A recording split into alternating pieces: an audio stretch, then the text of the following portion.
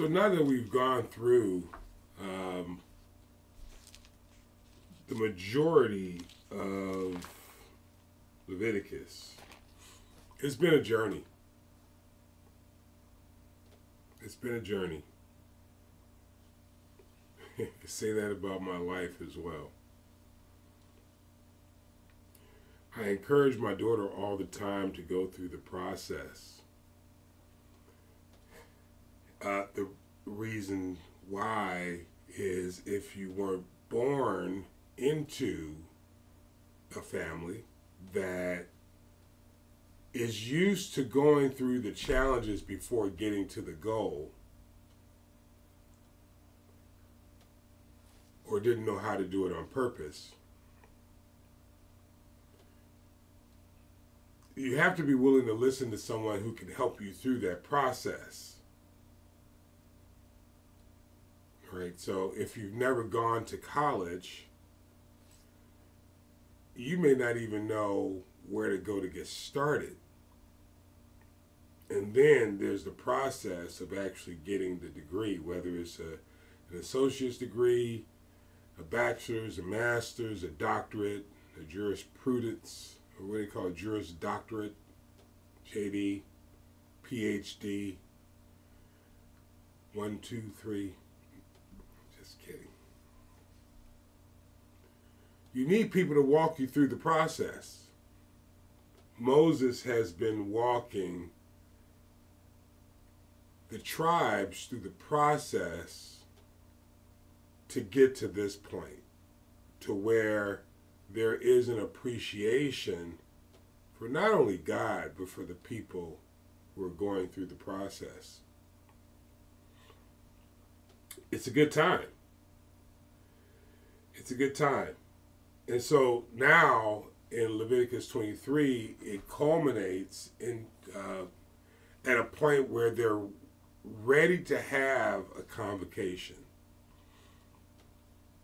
They're coming together with each other where it's meaningful through the lessons of not only Leviticus, but also of Exodus. The difference is in Exodus, there was a coming out. There was a proving. There was a Passover.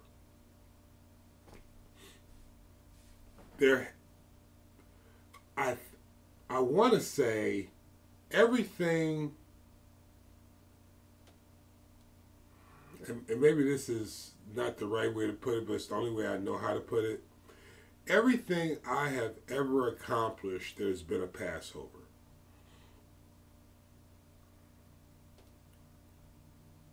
When, going back to when I was a kid, and by the way, this is for my grandkids. I make these for them in hopes that they will listen to every single video at some point in their life. And for my mother, my brothers and sisters in Kenya, and whoever else is being blessed by this material, God bless you. And I truly hope it helps you. When I was a kid, whether it was coming through grammar school, high school, I didn't finish trade school. I didn't even make it a month, I don't think.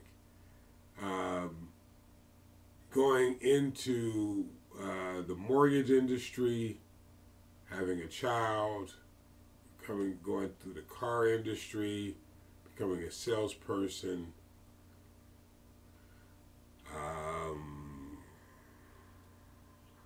what else was a assistant manager,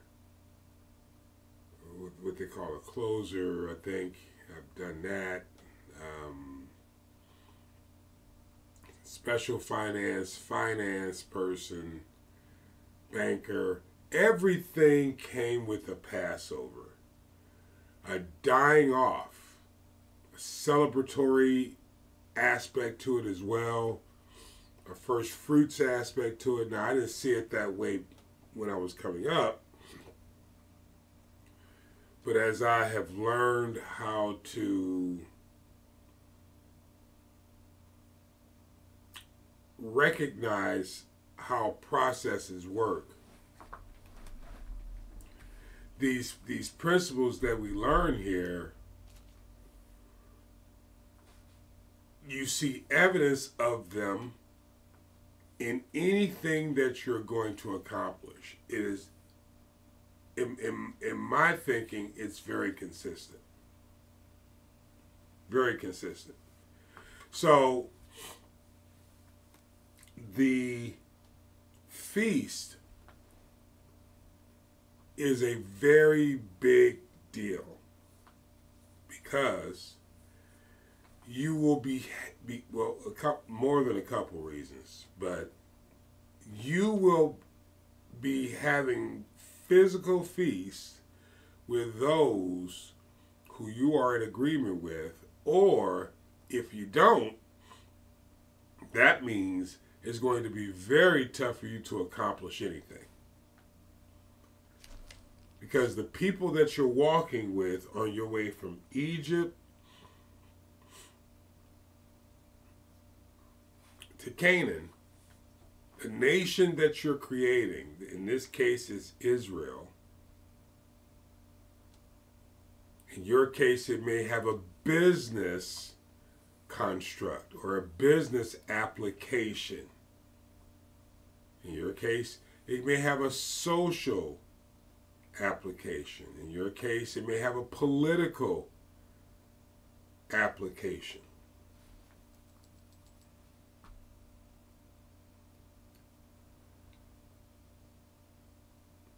But the application is the same no matter what realm you're in. There must be spiritual application. There must be a time of a setting apart, of a proclamation, of a convocation. A time where you and those who are important to you do not work and have time together.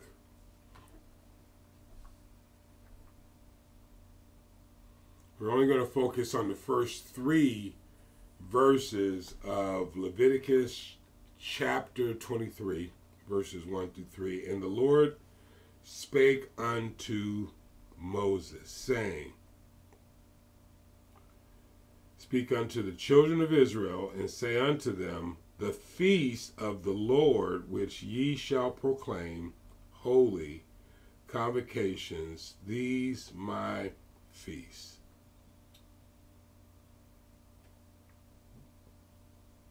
Verse 3, 6 days shall work be done, but the 7th day, the Sabbath of rest, a holy convocation. Ye shall do no work, it the Sabbath of the Lord in all your dwellings. I call this the introduction. It sets the tone.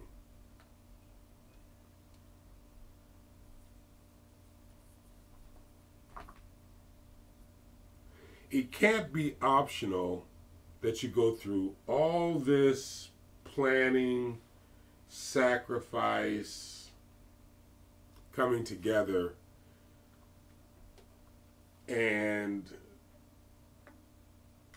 don't take the time to honestly get to know who you're working for and who you're working with, who you're serving up, across, and down.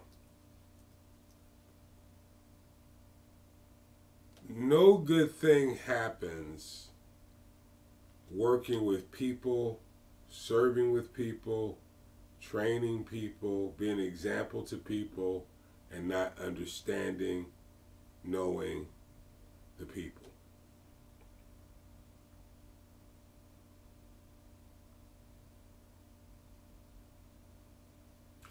We don't do this so that we can make a decision on whether to accept or reject. We do this to understand. Up, across, and down what we're working with. There are rules for who not to spend time with, and there's a process for that to happen so that there's understanding between the parties and no confusion. That's God's best. We're not interested in feasting in confusion. It's a convocation. It's a coming together. The whole purpose of the convocation is to come together.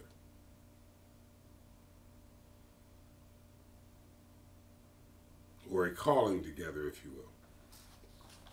If you want to be technical. It's a proclamation that everyone is to come together under these circumstances. There is a place involved. There are things involved. And it's all done in God. So it's of God, at a place, and there are things involved. There are tools involved. There are things that have been set apart just for this coming together. It is not a small thing. And there are multiple times that are being chosen. Why am I spending so much time on just the setup, and why won't I go through the whole thing?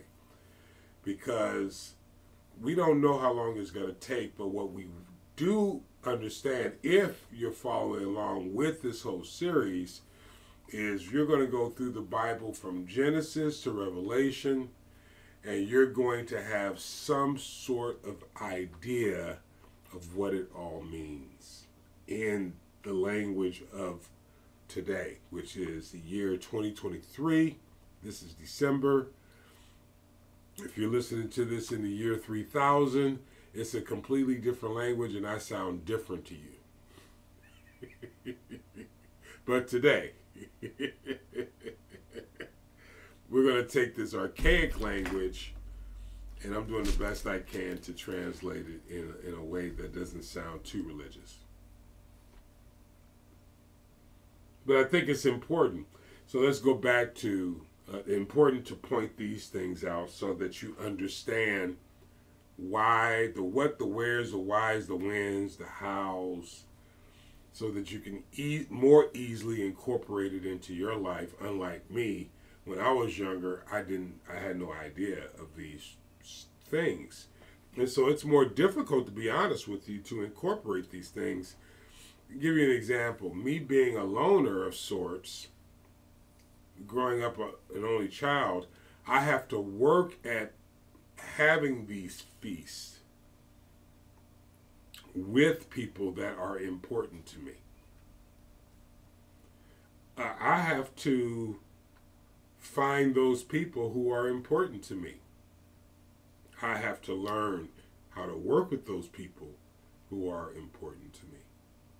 I have to choose who I'm on a journey with and dedicate myself to that journey with those people who are important to me. In God, in certain places, at certain times.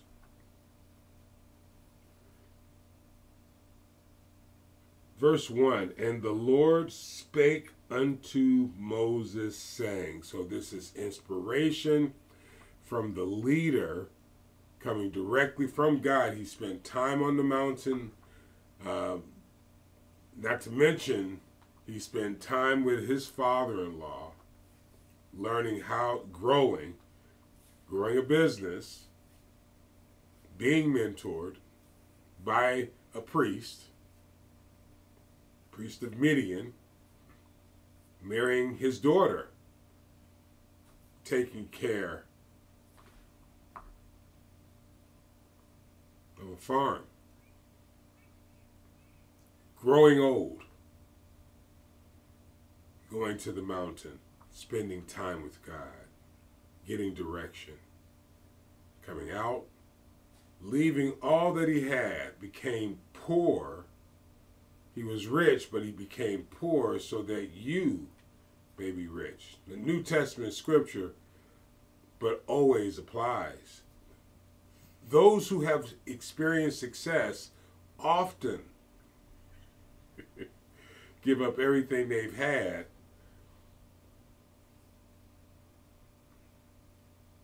so that because there are no attachments. So the Lord could trust Moses, because Moses, for the most part, was dead. He was obedient. The messages come through the lessons. Messages can come through anything, but the lessons come to those who have been obedient. Verse 2, speak unto the children of Israel. This is no longer a conversation between him and his brother, the high priest, Aaron. This is not direction for Aaron. This is direction for the whole congregation. So this may be taking place at the meeting of the tabernacle of the congregation.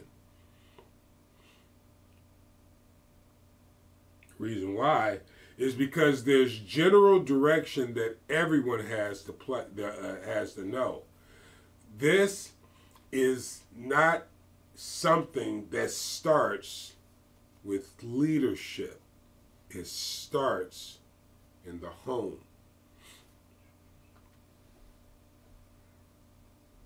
The difference is there's a corporate responsibility and there are individual responsibilities, and I think you'll see that here in a moment, and I'm sure you'll see that here in a moment right at the end of verse 3.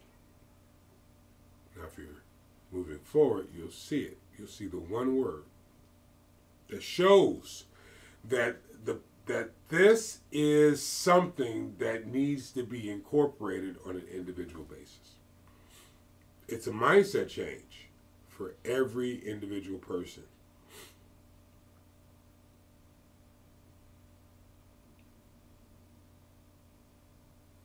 The feast of the Lord, which shall proclaim holy convocation, my feast. In other words, the feast I'm about to tell you about are feast, times of coming together, convocation. There's going to be a proclamation calling out everyone to come to these feasts. Now I got news for you. Just like anything else, everybody's not coming. This was exampled also in the New Testament. There are those who believe and those who don't, for whatever reason. But the proclamation lets you know what's available to you corporately. There's a calling out, a proclamation, a setting apart, a time and a place to honor God together, because that's what honors God.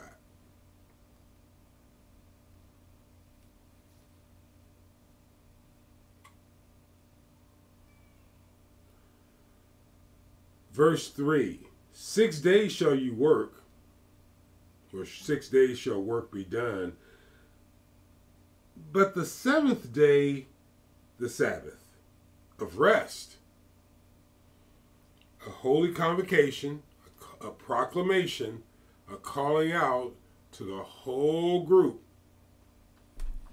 He shall do no work, the Sabbath of the Lord in your dwellings.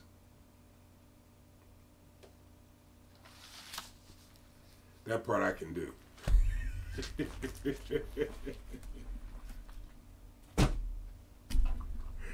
That part I can do. This is not a religious thing. This is a health issue.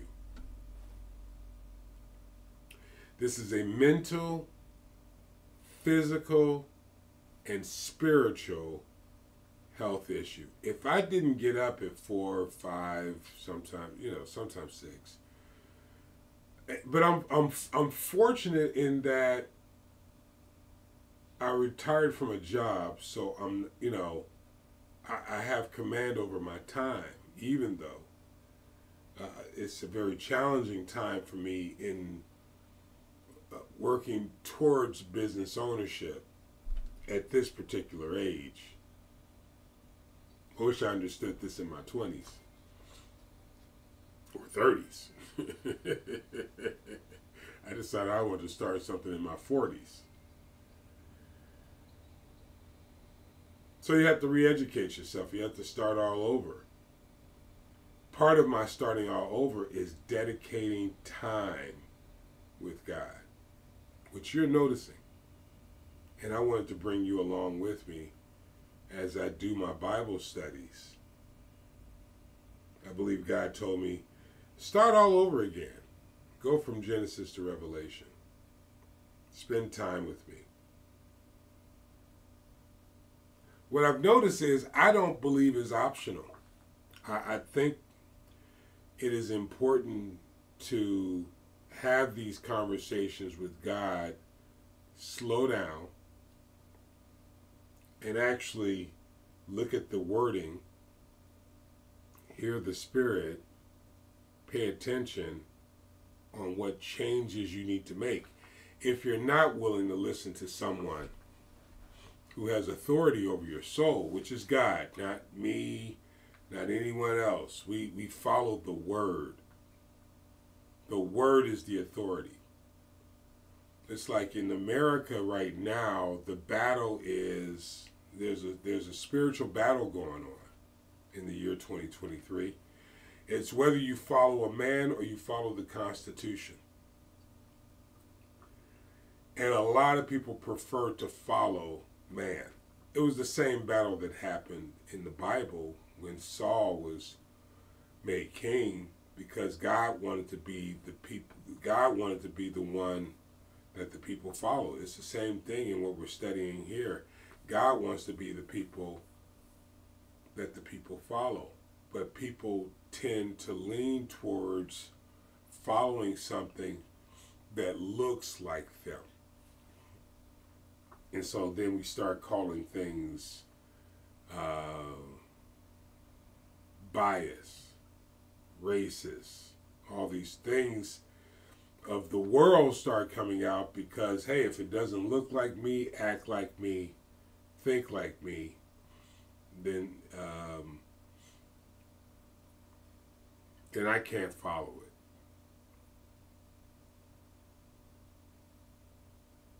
So if you don't take the time to slow down, if you don't take the time to be with those who are most important to you, like this time for me with God and sharing my thoughts with you, but also interacting in the community with some consistency. If you don't take the time to do that, you can get lost. it can be disappointing because there will be some people that will not come to the feast with the right heart, or they won't come to the feast at all.